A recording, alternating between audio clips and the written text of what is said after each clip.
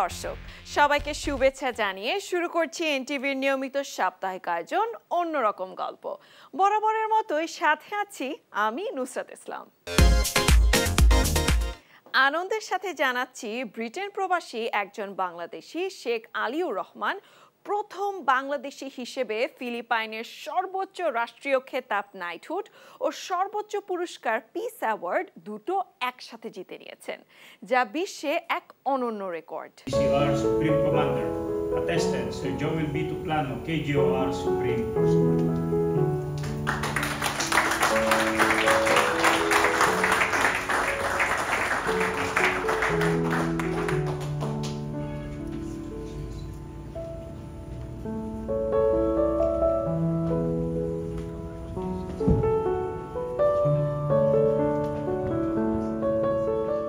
ফিলিপাইনের সর্বোচ্চ রাষ্ট্রীয় খেতাব নাইটহুড ও সর্বোচ্চ পুরস্কার পিস অ্যাওয়ার্ড দুটো একসাথে জিতে নিয়েছেন ব্রিটেন প্রবাসী বাংলাদেশি শেখ আলিউর রহমান, যা বিশ্বে এক অনন্য রেকর্ড।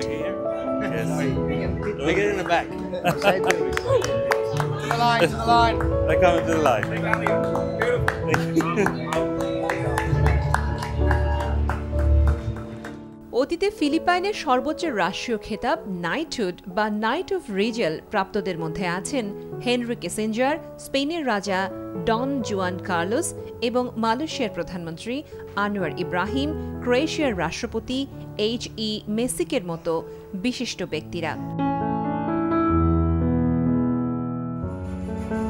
তার সাথে এখন যুক্ত হল শেখ আলিউর রহমানের নাম, যা বাংলাদেশি হিসেবে প্রথম।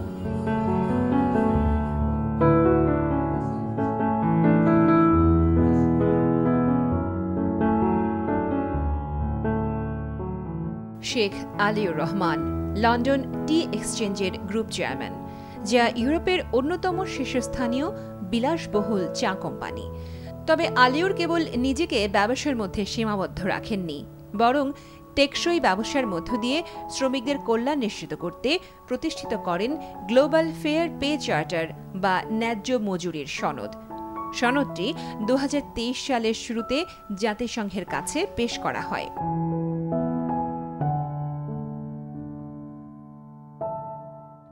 গত বছর 22 মে লন্ডনের ম্যানশন হাউসে জাতিসংঘ ও কমনওয়েলথ সনদটিতে স্বাক্ষর করে আনুষ্ঠানিকভাবে স্বীকৃতি দেয়।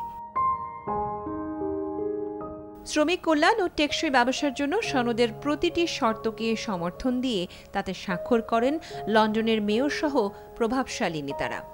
মূলত এর পরপরই ছড়িয়ে পড়ে আলিউরের ন্যায্য মজুরির সনদ।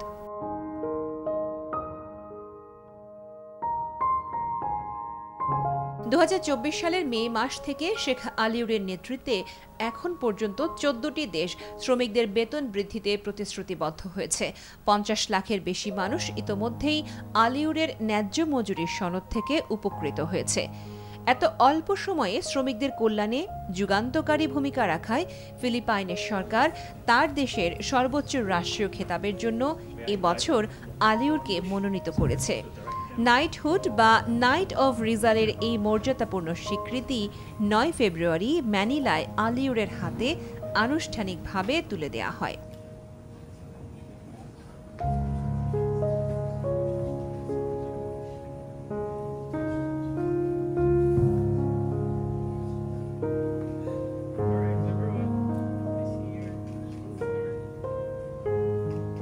Extraordinarily proud, obviously. I don't know what you saw, if you saw it. So they put me straight into the heads of state level. So that's an extraordinary thing. I think I'm the first Bangladeshi person to ever receive this. So that makes me incredibly proud to be a Bangladeshi, although I live in Britain and I'm a British citizen. It's a unique moment for me, for my family, of course. But more importantly, the things, why did I get this? I got this because of the issues I'm fighting for, and I will continue to fight for.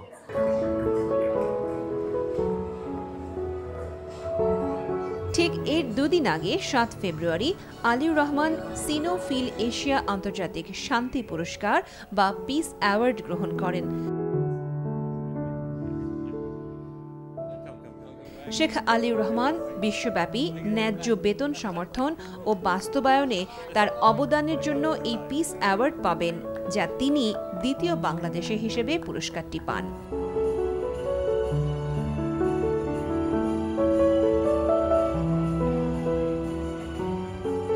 ফিলিপাইনের ম্যানিলায় প্রতিষ্ঠিত Sino Phil Asia international peace awards foundation বিশ্বজুড়ে পেশাদার শিক্ষাবিদ, শিল্পী, সাংবাদিক, নীতি নির্ধারক সহ শান্তির নেতাদের সম্মানজনক এই পুরস্কার দিয়ে থাকে, যা এশিয়ার নোবেল বলে পরিচিত। এর আগে ব্রিটেনে রাজা তৃতীয় চার্লসের প্রথম নববর্ষের সম্মানের তালিকায় আলিউরকে চা শিল্প বা যুবকদের প্রতি সেবার জন্য OBE award of the British empire প্রদান করা হয়।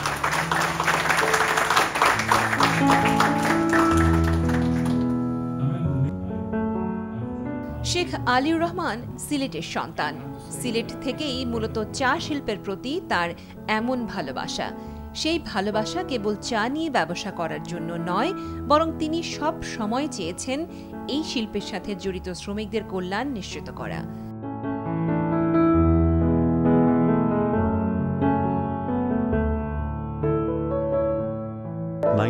% of the people who work in the tea industry are women who go out into the fields, work 10-12 hours a day in the baking sun, carrying 20 kilos of tea and often getting paid $1 a day. My first experience of buying tea, I was horrified.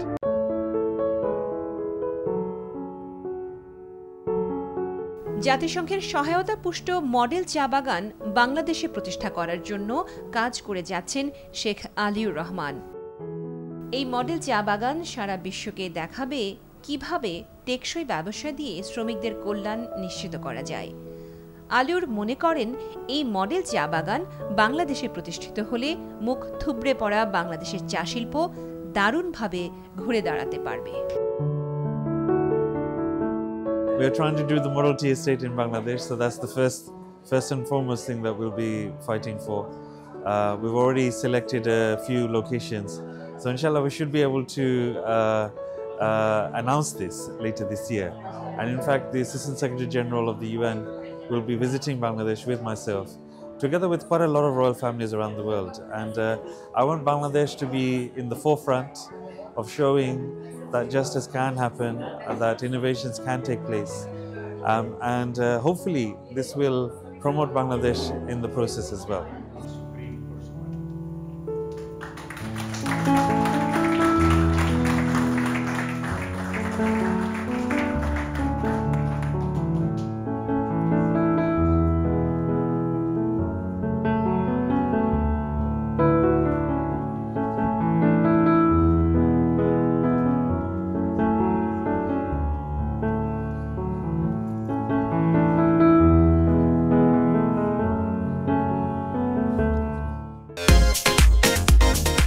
পাখিদের মধ্যে অনিন্দ সুন্দর ময়ূর।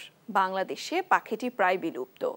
বন বাদারে উড়ে বেড়ানো অনিন্দ সুন্দরে পাখিটির খামার গড়েছেন শাহ আলী নামে কুমিল্লার এক যুবক। শখের বশে একজোড়া ময়ূর কিনে হয়েছেন একটি খামারের মালিক।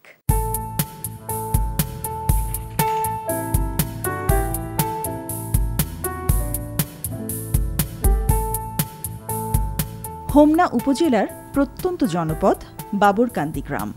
সেখানে দল বেঁধে ছোট ছুটি ও পেখম মেলে নাচছে নীল ময়ূর।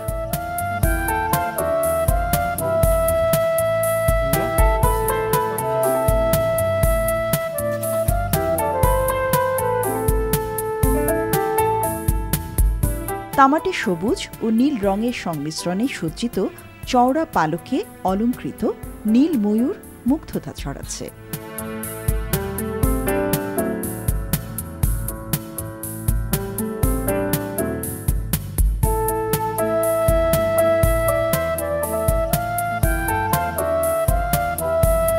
স্বজনরা ও প্রতিবেশীরা জানান, শাহ আলী একজোড়া ময়ূর কেনে শখের বশে। পরে সেখান থেকে খামার গড়ে তোলেন তিনি। শাহ আলীকে দেখে অনেকেই এখন ময়ূর পালনে উৎসাহিত হচ্ছেন। তার খামার দেখতে দূর দূরান্ত থেকে লোকজন ভিড় করেন। একটা বা দুইটা ময়ূর থেকে শুরু করছে, এখন কানি 2-1 জায়গা নিয়ে ময়ূর ফার্ম অনেক বড় করে করছে। এখন বাংলাদেশ থেকে লোক আইয়া দেখতেছে যে ফার্ম কীভাবে চলতেছে, আর হ্যাঁ ফার্ম দিয়া অনেক লাভবান। শাহ আলী আমার ছোট ভাই, আমাদের অজান্তেই ওই ময়ূরের ব্যবসা শুরু করেছে। তখন আমরা দেখি যে ও একটু ভালো, তারপরে ময়ূর পালতে পালতে ময়ূরের ডিম হচ্ছে, তারপরে বাচ্চা ফুটাইলো ও ডিম থেকে। তখন ওই নানান রকমের জায়গা অনলাইনে বা যে কোনোভাবে ওই বিক্রি করে একটু উন্নত হলো। তারপরে এইভাবেই মানুষ গ্রামের এদিকে সেদিকে দেখে শাহ আলী একটু উন্নত ব্যবসায় ভালো, তখন গ্রামের মানুষও একটু উৎসাহ পাচ্ছে।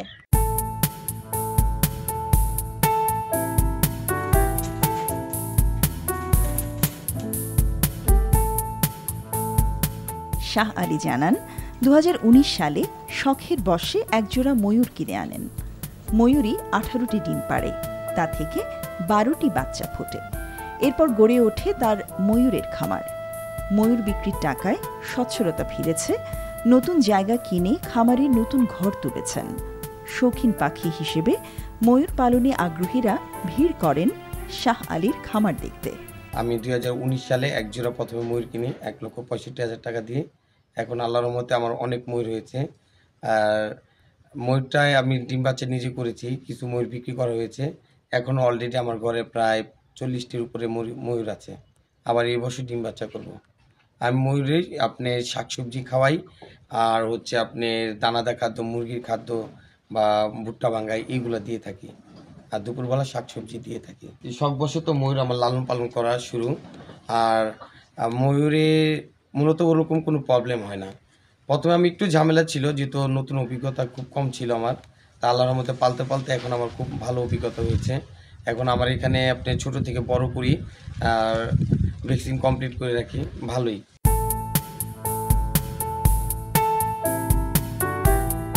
শাহ আলীর খামারে শুধু ময়ূর নয়, ময়ূরের পাশাপাশি তিনি গরু, ভেড়া, তিতির পাখি ও কোয়েল পাখিও পালন করেন। ময়ূর একটি বিলুপ্ত প্রায় পাখি, কিন্তু সেটা পোলট্রির শ্রেণীভুক্ত।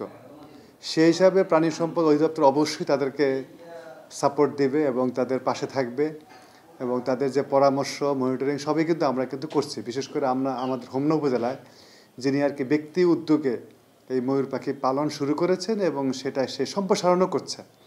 এবং সে একদিকে যেমন সে উদ্যোক্তা হিসেবে সফল, আর অন্যদিকে আমি যদি বলি সেটা হলো যে যেহেতু একটা বিলুপ্ত প্রায় পাখি, সেটাকে সে ব্যক্তি উদ্যোগে কিন্তু টিকাইয়া রাখার চেষ্টা করছে। সুতরাং সেই উদ্যোগে সে কিন্তু সফল। সে ইতিমধ্যে সেই ময়ূর পাখি পালন করে বড় করে সেখান থেকে সে ডিম সংগ্রহ করে, সে কিন্তু ডিম ফুটিয়ে বাচ্চা কিন্তু সে তৈরি করছে, এবং সেই বাচ্চাও সে যারা আগ্রহী, যারা শৌখিন পাখি পালক, তাদের কাছে বিক্রি করেও সে কিন্তু একটা স্বাবলম্বী হওয়ার চেষ্টা করছে।